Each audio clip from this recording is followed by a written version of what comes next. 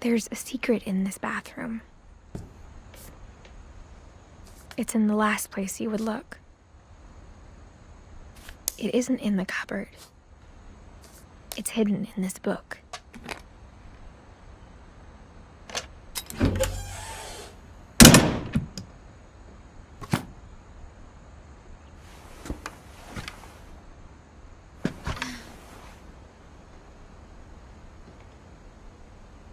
Sven gave Sam an old camera he'd refurbished. He never put it down.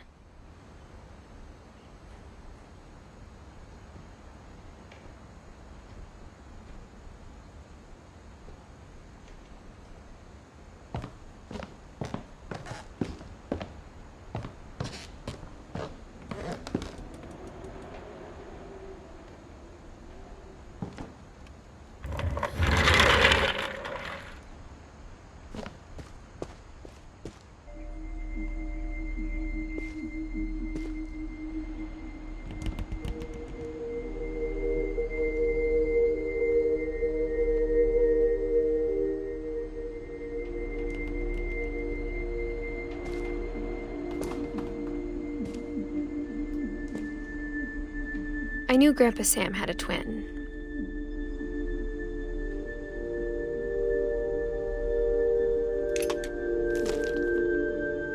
And that he never talked about him.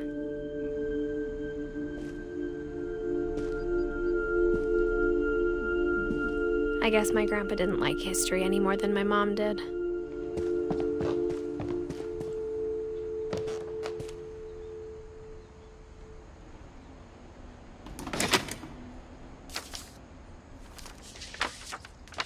How I Want to Remember My Brother by Sam Finch. The thing I remember is that when he made up his mind, that was it.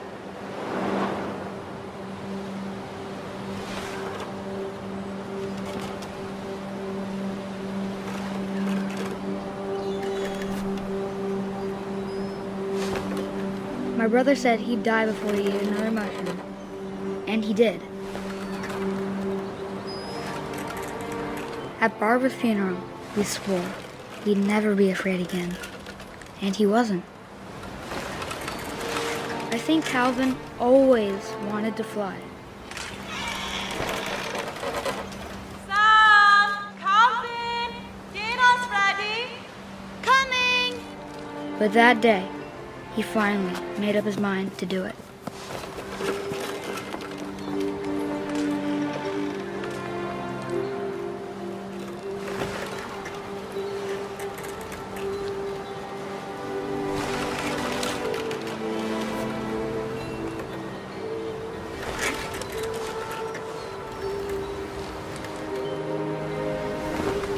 I told him going around was impossible. Maybe if I hadn't said that. Calvin! I'm not gonna tell you again!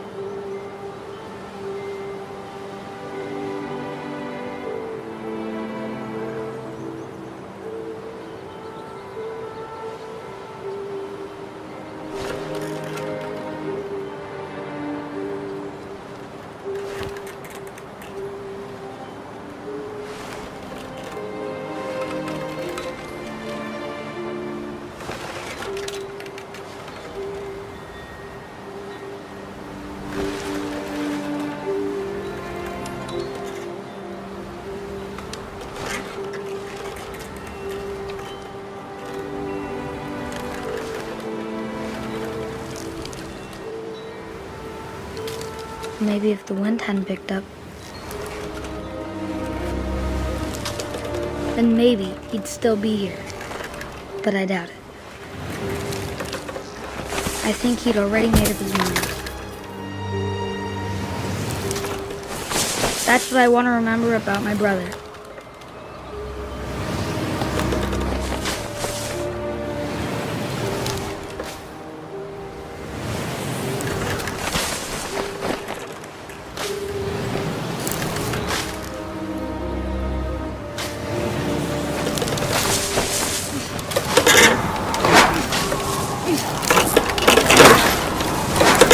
The day he made up his mind to fly. And he did.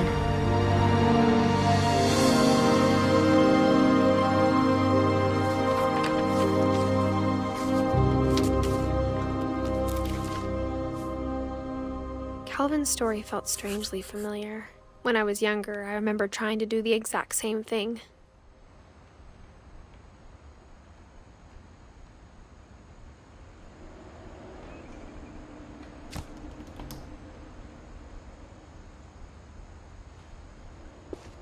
After the funeral, Edie roped off Calvin's half of the room.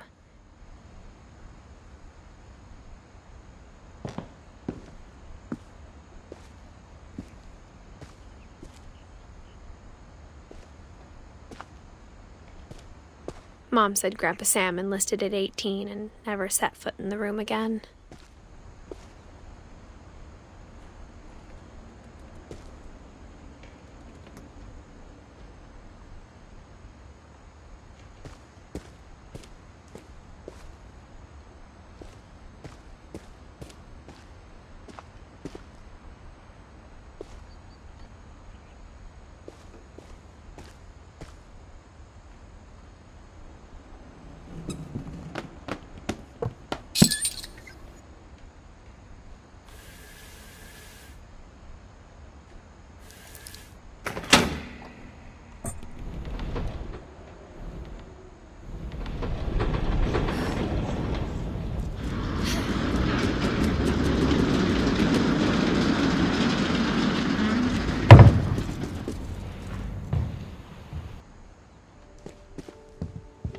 The passages were a pretty tight fit.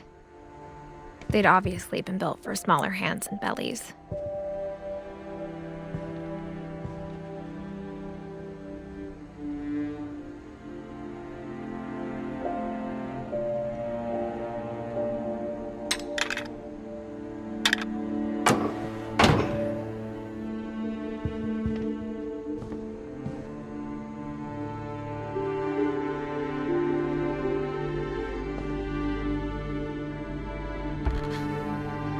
Barbara was a child star for 2 years, until America grew out of it.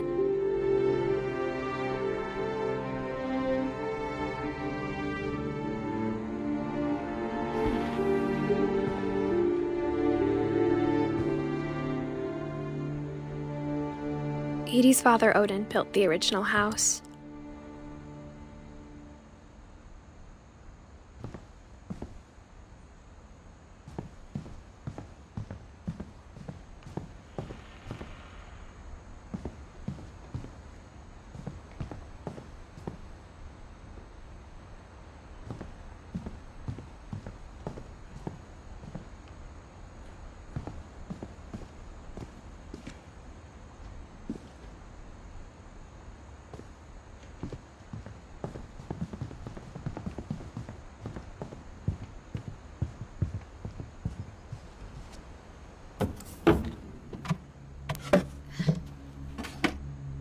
Growing up, I always thought of Barbara as a child star.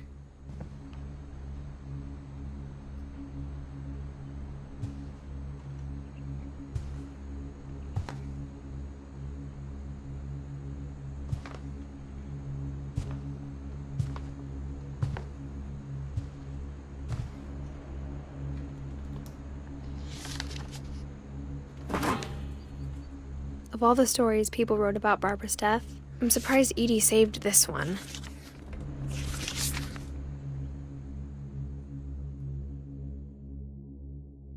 Old Jack here with another ghastly tale inspired by America's most unfortunate family. I'm calling it The surprise ending of Barbara Finch. As a child star, Barbara was famous for her scream. Now at 16, she was all washed up, a has-been. But in a lucky break, she'd been asked to perform her signature scream at a local convention for monster movie fans. It was just the boost her career needed. Unfortunately, her scream hadn't aged well. Getting better. I think you just need the right motivation. Her biggest fan and current boyfriend, Rick, was about to demonstrate when... Now that was a great scream. It was Barbara's father, Sven. He'd slipped into a table saw and had to be rushed to the emergency room. So Barbara got stuck babysitting her youngest brother, Walter. Her convention comeback was cancelled. Okay, I'm hearing frustration, but I'm not hearing terror. What if I tried... A gang of hoodlums in Halloween masks have been terrorizing Orcas Island tonight. Police are urging residents to... That came from the basement. You're right! Also, I loved your delivery on that. Why is your basement door locked? Because my dad likes making puzzles and secret passages. There's a key hidden in the music box. The secret is to keep winding and winding until finally the key pops out. Thanks, babe. I'll be back in a sec. 20 minutes later, Rick hadn't returned. So Barbara went to look for him, right on cue. She reached for the music box.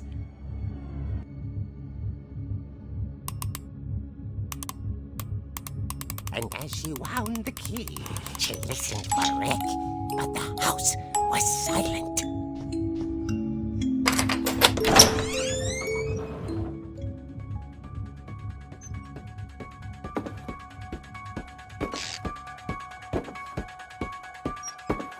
She found Rick's crutch and imagined the worst.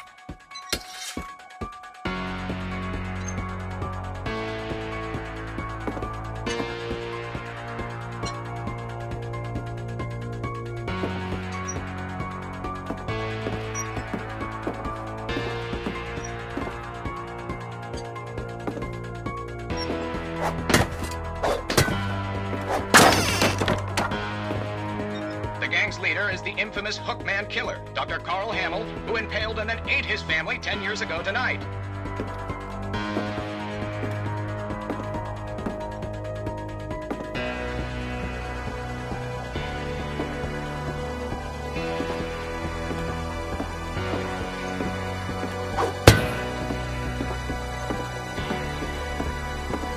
The old fridge rattled and grew still.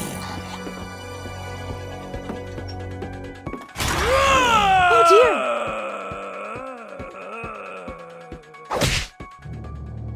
Oh! Rick? Barb, relax. I was just trying to scare you to help you find your scream. Well, I'm not scared, Rick. I'm furious. Then act furious. All I'm getting from you now is that you're hurt and confused and She threw him out, but she kept a little something to remember him by. Barb, have you seen my other crutch? And she was still holding it when she fell asleep watching the late picture show. Hours later... Barbara! Walter, what's going on up there? Ah! Okay, I'm coming up, but if this is a trick, you're dead, Walter.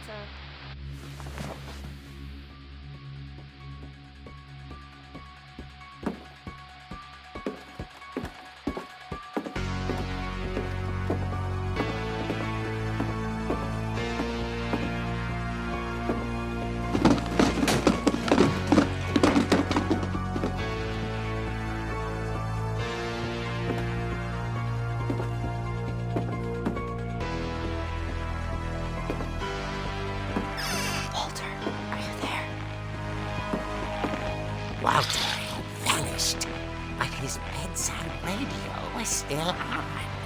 Orcas Island police describe the man as 6 feet tall, with a steel hook for a hand. Residents are urged to lock all doors and windows and notify the police of any suspicious activity. Barbara turned, saw the hook man, and was speechless. He was quite smashing. And who he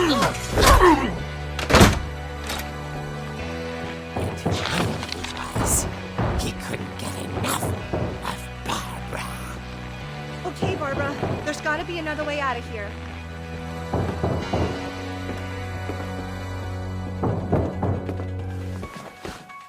That night, she played her part beautifully.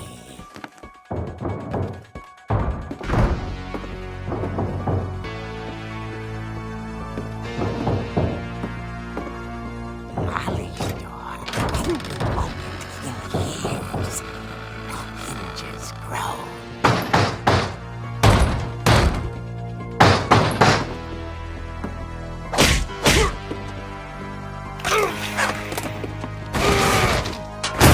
He wasn't moving, but she sensed the story might not be over yet.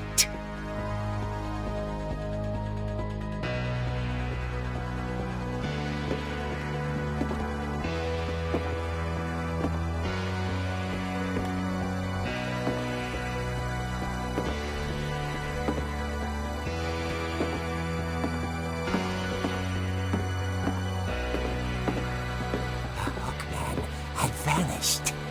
She listened for his breathing, but all she heard was...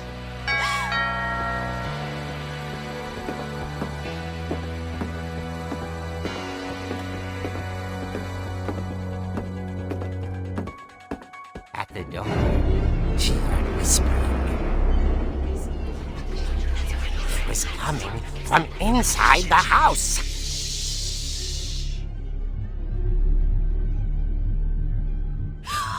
Oh dear. The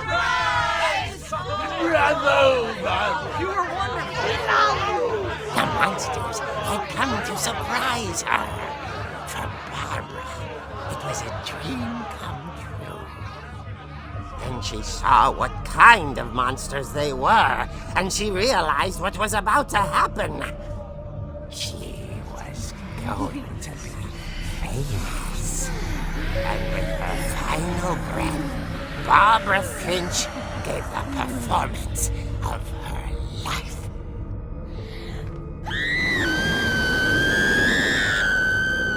I wasn't there myself, but I hear Barbara was magnificent. Poor girl. She had a taste for stardom. But unfortunately, so did her fans. Of course, the police blamed it all on poor Rick, who disappeared the same night. And little Walter, hiding under his bed the whole time. He took it all pretty hard, but that's another story. As for Barbara, tucked inside the music box is all they ever found of her. Her ear. Now that's what I call a real eerie tale.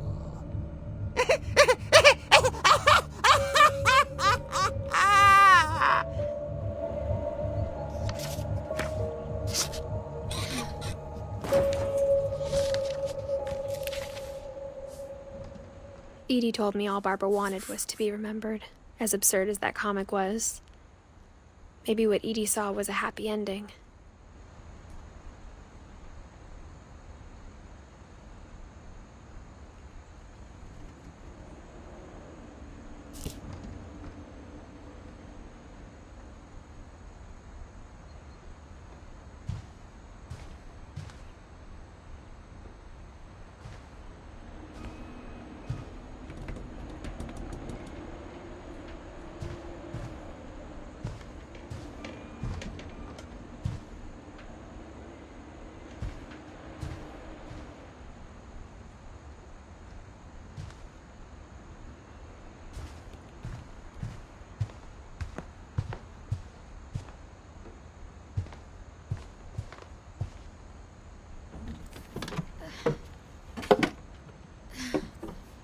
I guess now I know why Mom didn't like me playing with the music box.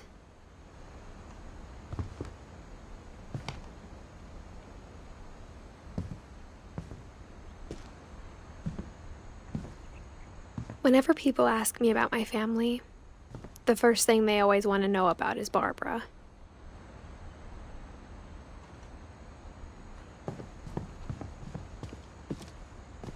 Mom must have locked the third floor stairs on the night we left.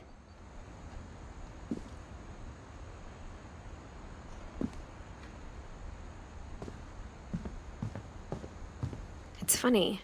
All those times I played with the music box and never found the basement key.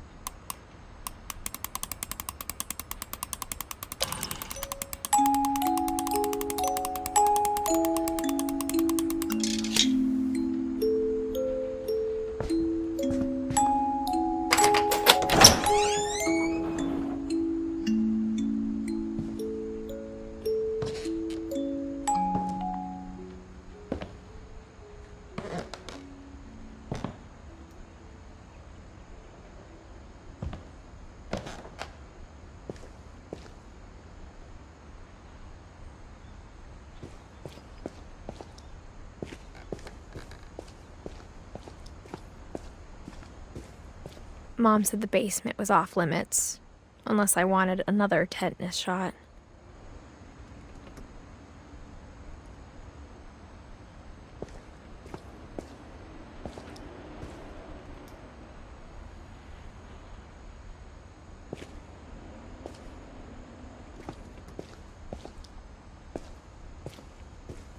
I saw Edie sneak down to the basement once, carrying packages.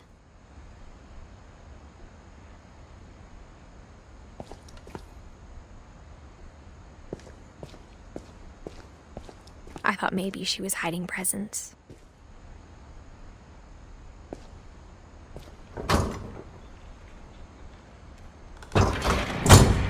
It turned out she was hiding a lot more than that.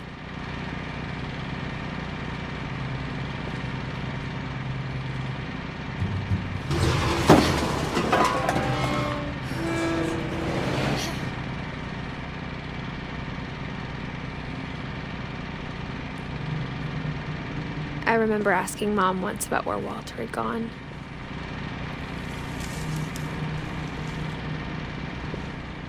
She said after Barbara died, he got as far away as he could.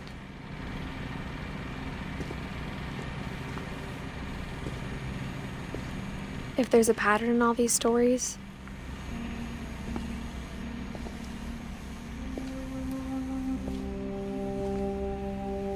I think it's that none of us has gotten very far.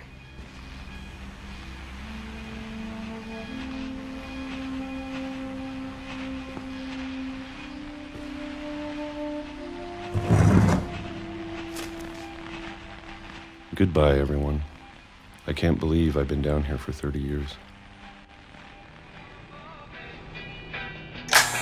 On that first day, after the shaking started, I didn't think I'd survive a week.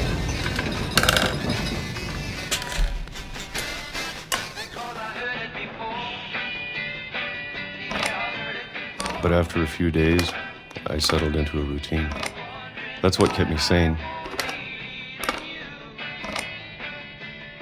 Having a schedule, living for today. I always expected to be dead tomorrow. But if you wait long enough, you get used to anything.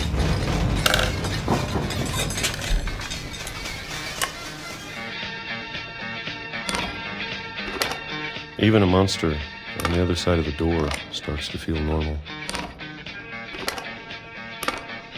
Almost friendly.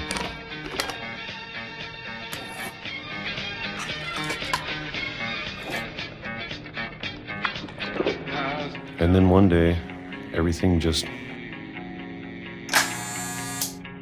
stopped.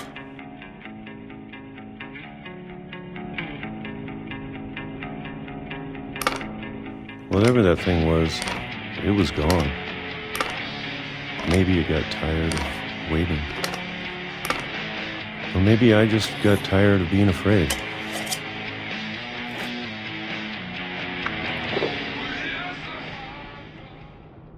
It's been a week now, the longest in 30 years. I'm done waiting. I have to leave while I still can.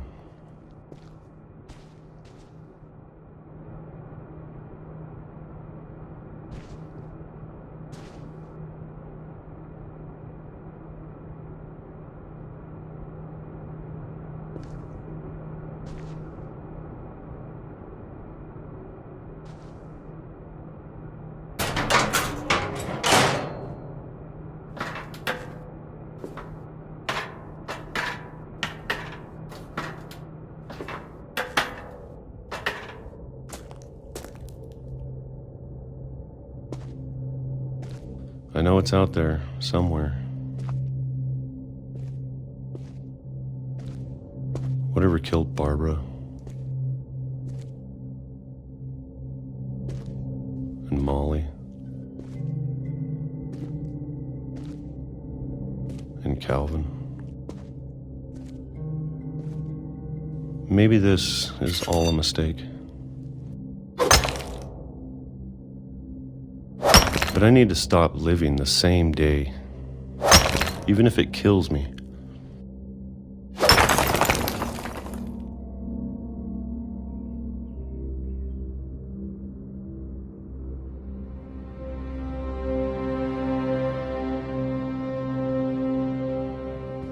Whatever's out there, I want you to know I'm ready for it.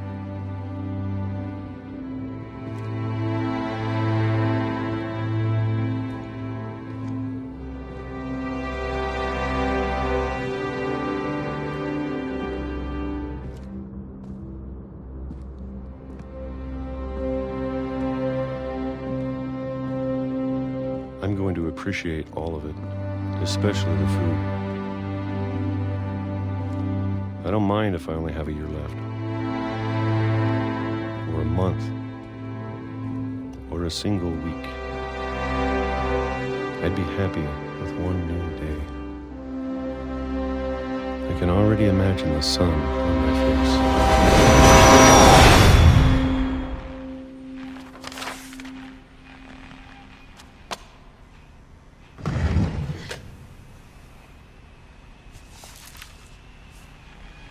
Walter died when I was 6. I can't believe my mom never told me he was down here.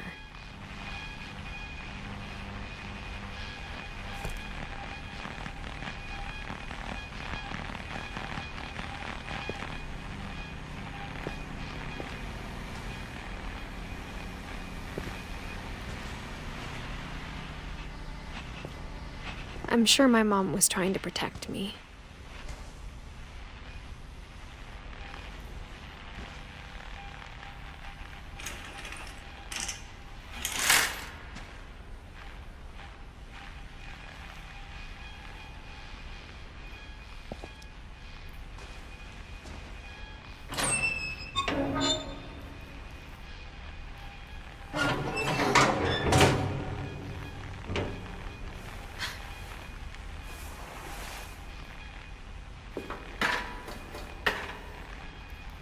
Maybe she was afraid I'd end up like Walter. But if she never told me about an uncle under the house, I can only imagine what else she was hiding.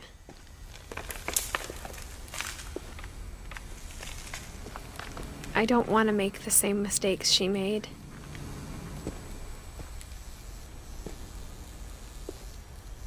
Trying to bury something that's still alive.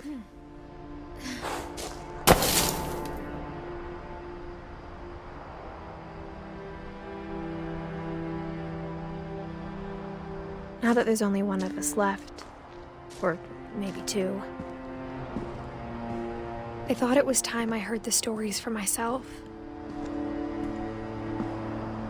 and found out what happened to everyone else.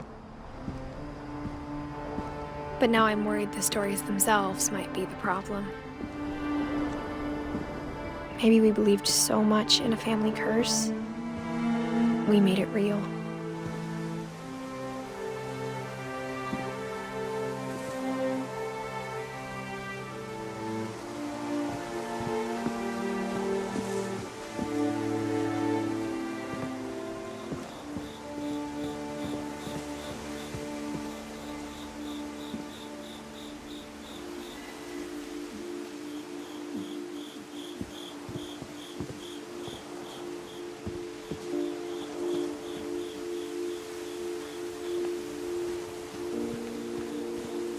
I don't know if I should even be writing this.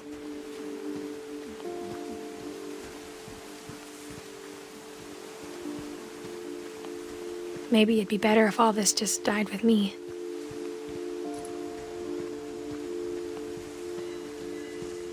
But I thought you should know about your family.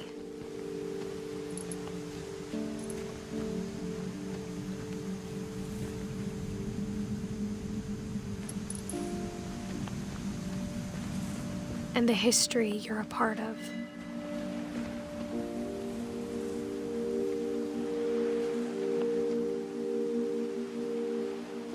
Though to be honest, I feel as lost as you probably do right now.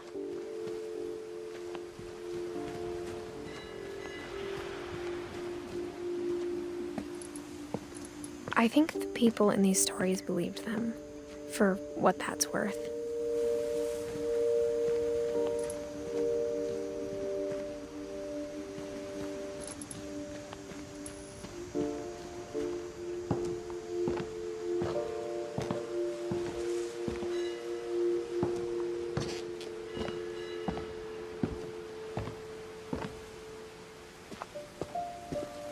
And when you look at the house, that history of imagination and stubbornness and madness, any of it seems possible.